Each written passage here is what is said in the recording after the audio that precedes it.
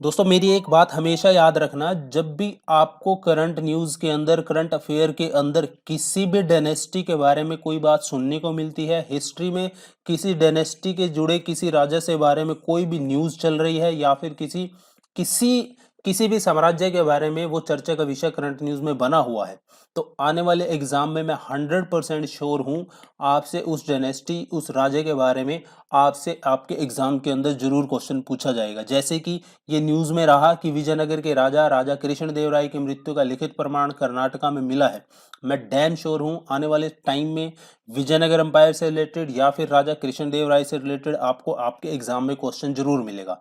तो इस वीडियो में मैं आपको राजा कृष्णदेवराय और वो कौन से डायनेस्टी से बिलोंग करते थे उनके बारे में और साथ के साथ ये जो प्रमाण मिला है इसके बारे में इस वीडियो में मैं बताने वाला हूं। तो बने रहिए मेरे साथ, चलिए इस वीडियो को शुरू करते हैं। तो सबसे पहले हम इस अभिलेख के बारे में जान लेते हैं, कहाँ से ये मिला है, कौन सी भाषा में ये मिला है और साथ के साथ इस अभिलेख में लिखा क्या गया है। तो सबसे पहले ये अभिलेख, इसका नाम क्या है? इसका नाम है, ये देखिए, होन नेना हली। मैं आपको तोड़ के बता देता हूँ तो आपको याद करने में आसानी रहेगी। तो ये जो हमें इंस्क्रिप्शन है कहाँ से मिला है? ये हमें मिला है कर्नाटका में। कर्नाटका में कहाँ से? कर्नाटका में एक डिस्ट्रिक्ट है जिसका नाम है तुमाकरू। तुमाकरू में कहाँ पे? तुमाकरू के अंदर एक गांव है जिसका नाम है होन नेना हली। ये समझ में आ गया? तो इसलिए इसको होन नेना हली अभिलेख कहा गया है। अब ये अभिलेख कौन सी भाषा में लिखा गया है? ये अभिलेख कन्नड़ भाषा में लिखा गया है। अब हम जानते हैं इस अभिलेख में क्या प्रमाण हमें देखने को मिला है। इस अभिलेख में बताया गया है कि जो कृष्णदेव राय थे, जो कि one of the greatest emperor, Bharat के सबसे विख्यात राजा थे जिन्होंने साउथ इंडिया पे राज किया था, उनकी मृत्यु 17 अक्टूबर 1529 को संडे यानी कि रविवार के दिन हुई थी। और साथ के साथ इस इंस्क्रिप्शन में ये भी बताया गया है उस दिन क्या लगा था, उस दिन चंद्र ग्रहण लगा था। आगे इस इंस्क्रिप्शन में अभिलेख में लिखा गया है कि कृष्णदेव राय ने इस गांव को, कौन से गांव को? होन नेना हली को। कहाँ पे पड़ता है? तुमाकरू डिस्ट्रिक्ट केरला के अंदर। इस गांव को कृष्णदेव राय ने गिफ्ट में दिया था वहां के लोगों को भगवान की पूजा करने के लिए। कौन से भगवान की पूजा करने के लिए? वीर प्रसन्न हनुमंथा। ठीक है, वीर प्रसन्ना हनुमंथा भगवान की पूजा करने के लिए कृष्णदेव राय ने होनानेहली विलेज को वहां के लोगों को गिफ्ट में दिया था। देखिए दोस्तों, जो अभिलेख मिला है उसमें विजयनगर एम्पायर के राजा कौन से? कृष्णदेव राय के बारे में बताया गया है। तो कृष्णदेव राय कौन से डायनेस्टी, कौन से राजवंश से बिलोंग करते थे? तुलवा राजवंश से बिलोंग करते थे। और मैंने आपको बताया है कि जो विजयनगर एम्पायर है उसके ऊपर 4 राजवंशों ने शासन किया है, उसी में से जो तीसरा राजवंश है जिसका नाम है तुलवा राजवंश। आपसे पूछ सकता है आने वाले एग्जाम में, तुलवा राजवंश के संस्थापक कौन थे? तुलवा राजवंश के संस्थापक थे तुलवा नरासा नायक। ये आपसे पूछ सकता है। और तुलवा नरासा नायक के ही बेटे थे कौन? कृष्णदेव राय। ठीक है, देखिए दोस्तों, ये जो अभिलेख मिला है इसमें कौन से राजा के बारे में बताया गया है? कृष्णदेव राय, यानी कि जो विजयनगर एम्पायर के राजा थे। तो अब हम कृष्णदेव राय जी के बारे में कुछ इंपॉर्टेंट पॉइंट जान लेते हैं जो एग्जाम पॉइंट ऑफ व्यू से हमारे लिए इंपॉर्टेंट है। सबसे पहले कृष्णदेव राय जी ने विजयनगर एम्पायर को 1509 से लेके 1529 तक शासन किया था। उसके बाद ये मैं बता दूं, जो तुल्लवा डायनेस्टी थी, तुल्लवा डायनेस्टी के तीसरे राजा थे ये कृष्णदेव राय जी, और इनको one of the greatest ruler माना जाता है विजयनगर एम्पायर का। देखिए, बहुत सारे लेखों में ये भी कहा गया है कि ये one of the most powerful Hindu ruler थे अपने समय के। उस समय जब ये राज कर रहे थे तो उस समय दिल्ली सल्तनत का पतन होना शुरू हो चुका था, लगभग पतन हो ही चुका था। इसके बाद दिल्ली सल्तनत के बाद जो सबसे पावरफुल राजा उस समय अस्तित्व में आए थे भारत में, जिनका साम्राज्य दिल्ली सल्तनत से भी बड़ा हो गया था, तो वो थे कृष्णदेव राय जी। ठीक है, इसको आप नोट कर लीजिए। कृष्णदेव राय जी ने अपने शासन के आसपास जितने भी मुस्लिम शासक थे, जैसे सुल्तान ऑफ बीजापुर हो गया, गोलकोंडा के सुल्तान हो गया, बहामनी सल्तनत हो गई, इसके अलावा उड़ीसा के गजपति हो गया, सबको हराकर सबके साम्राज्य को अपने साम्राज्य यानी कि विजयनगर एम्पायर में उन्होंने मिलाया था।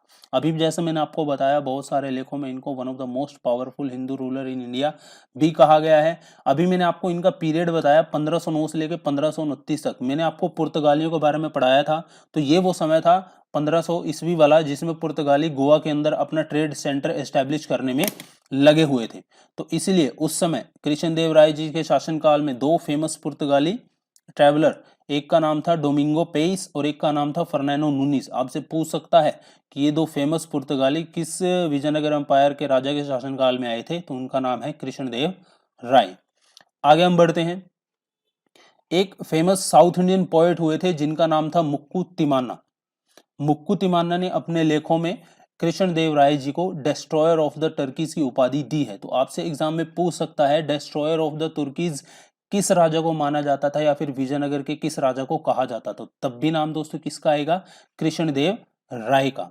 ठीक है, ये कहा जाता है कि जो कोई भी दुनिया में कोई भी राजा हो, यदि उसको सक्सेस होना है, उसको सक्सेसफुल होना है और अपने साम्राज्य का विस्तार करना है, तो उसको क्या चाहिए होते हैं, उसको अक्लमंद साथी जो उसको एडवाइज कर सके। तो इसी तरह कृष्णदेव राय जी का जो मोस्ट इंटेलिजेंट एडवाइजर था उसका नाम था तिमारसु। तिमारसु आप राइट हैंड भी कह सकते हो कृष्णदेव राय जी का। तो ये उनके साम्राज्य में क्या था, प्राइम मिनिस्टर था। आगे हम बढ़ते हैं।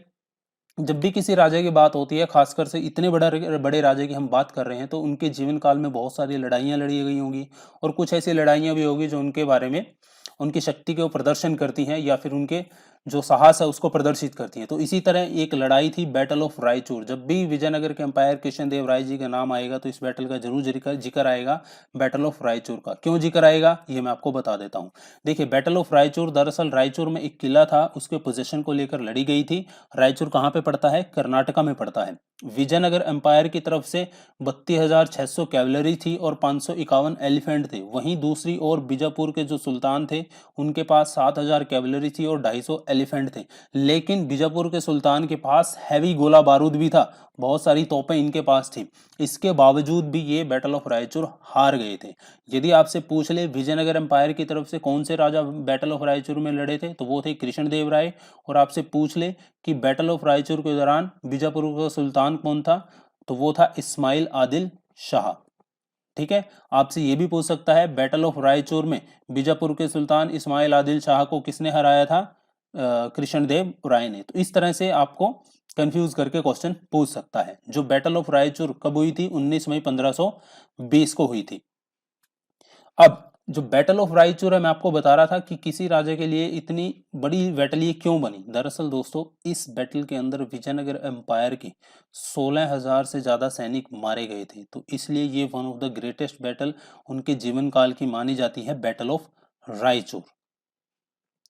अब बात करते हैं कुछ और इंपॉर्टेंट पॉइंट की। तो 1524 में कृष्णदेव राय जी उनके बेटे जिनका नाम था तिरुमाला राय को अपनी गद्दी पर बिठा देते हैं, यानी कि उत्तराधिकारी घोषित कर देते हैं और उनको क्राउन प्रिंस बना देते हैं। लेकिन इनके ये बेटे राजनीतिक षड्यंत्र का शिकार हो जाते हैं और इनको जहर देके मार दिया जाता है।